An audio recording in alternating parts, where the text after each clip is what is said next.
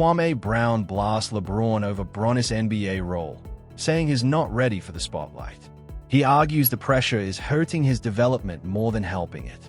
But it just makes me, it's like upsetting now because Stephen A. asked LeBron, can we please stop this? And now I agree with this ugly bald head joker, but I agree with him. Seeing Bronny, the difference in him in the G League and in the league, why would you want to see your son like that? You got to be a selfish son of a bitch, LeBron. Brown strongly criticized Bronny James and also took shots at LeBron James. He said Bronny looks relaxed and confident in the G League, but when he plays in the NBA, he seems like a completely different person, nervous and uncomfortable, almost like he wants to hide.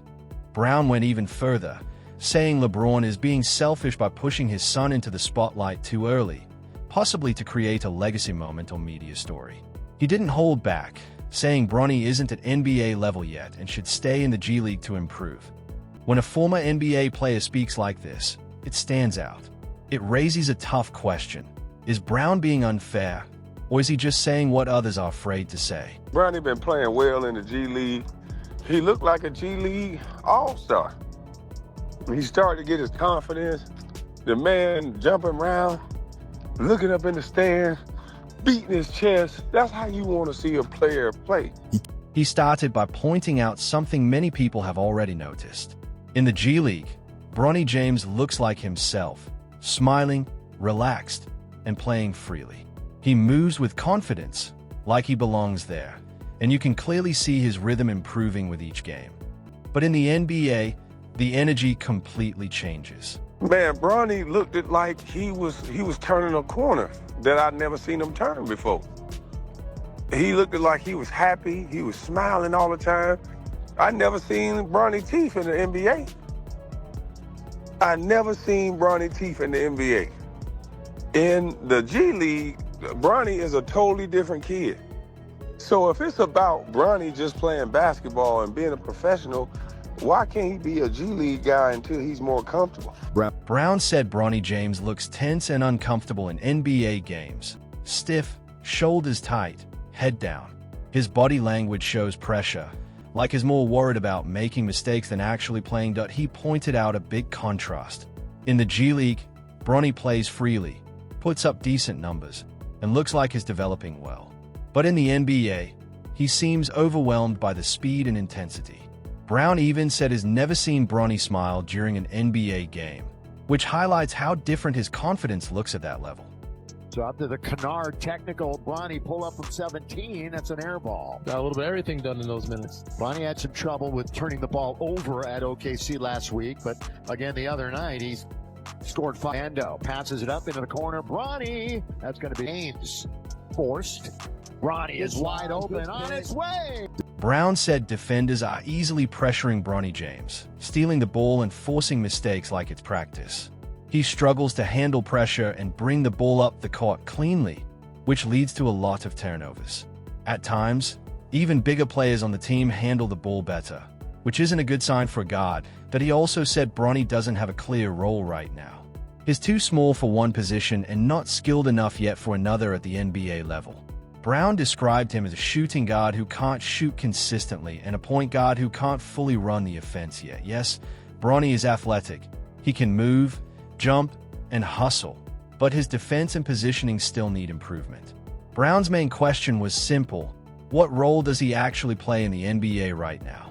And according to him, that concern comes directly from what's happening on the court. We got high school players better than Bronny. Absolutely got high school players better than Bronny. Bronny was never the best high school player on his team. He was never the best college player on his team. And he still gets 12 shots in a preseason game where everybody's auditioning, where nobody normally passes the ball. Everybody trying to get their shit off because it's new people out there. It ain't just you. Brown then made a strong point about development. He questioned why Bronny James isn't staying in the G League until he's truly ready, instead of being pushed into NBA games where he looks uncomfortable and out of place. He described tough moments: Bronny getting the ball knocked away, his confidence dropping, and his body language showing frustration. Brown said it's hard to watch, especially if you care about the player's growth, because real development needs time, confidence, and the right environment. But according to Brown, this isn't just about development. He believes there's a bigger reason behind it. He suggested that LeBron James wanted the historic moment of playing in the NBA with his son and building that legacy. And because of that, Bronny may have been pushed forward too quickly, not because it was best for his progress, but because it completed a bigger story.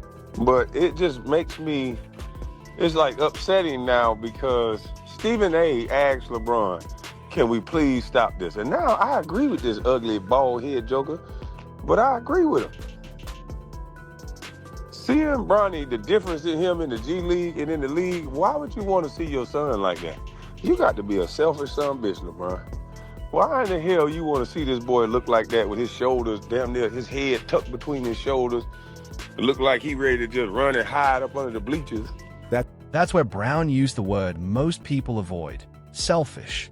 He argued that if a father was fully focused on his son's future, he would have slowed things down, maybe kept Bronny James in college longer, or let him build confidence in the G League first.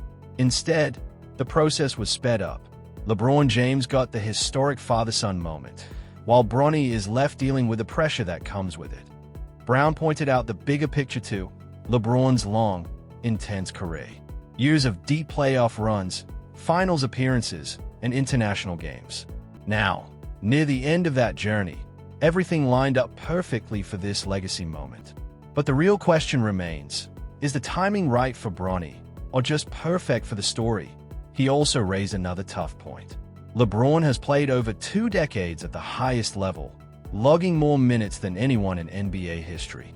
So when did he truly have the time to personally develop Bronny's game? His ball handling, defense, and the small details that still need work. Brown didn't hold back here either. He said LeBron was so focused on maintaining his own greatness that he couldn't fully dedicate that time to building Bronny's skills. And according to him, that's part of why Bronny looks unprepared right now. The man is confident as a G League player. We get it. You want legacy. He need his own legacy.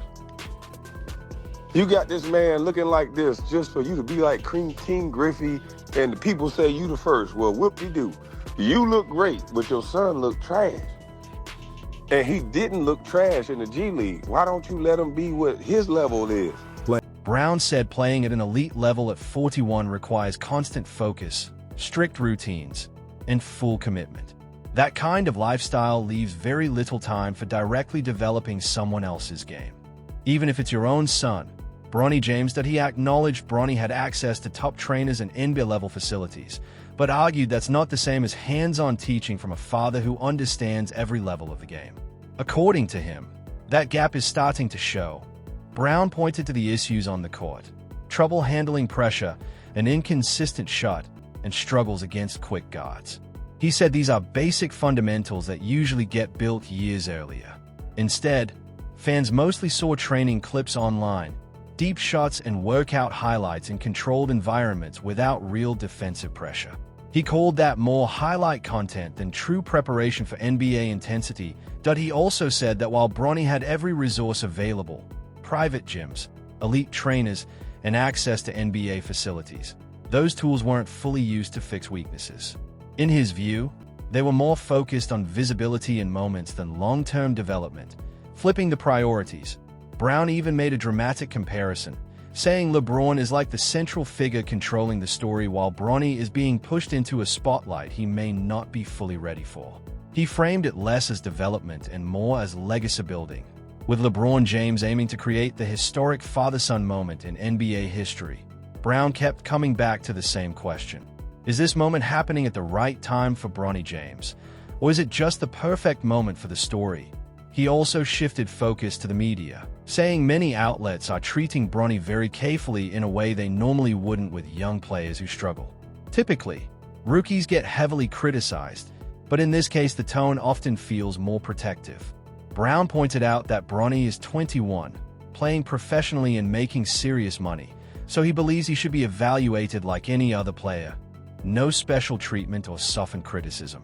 He argued that doesn't happen because any harsh judgment of Bronny often gets linked back to LeBron James, which brings pressure, influence, and consequences for media outlets that he called that hypocrisy in coverage, saying honest analysis gets avoided or watered down. At the core, Brown kept repeating one idea: Bronny needs real minutes, real representatives, and space to develop. He believes the G League is better for that because it allows mistakes, learning, and growth without heavy pressure. He even suggested an alternative path, like playing for a rebuilding team such as the Washington Wizards, where he could get consistent playing time. In his view, struggling in that kind of environment would still lead to development, unlike being on a win-now team where opportunities are limited and growth gets slowed down. Drop your thoughts in the comments and let it be known. If you enjoyed this breakdown, make sure you hit that like button, subscribe to the channel, and share this with someone who's been following the music story. And don't forget, more content is on the way, so stay locked in. See you on the next one.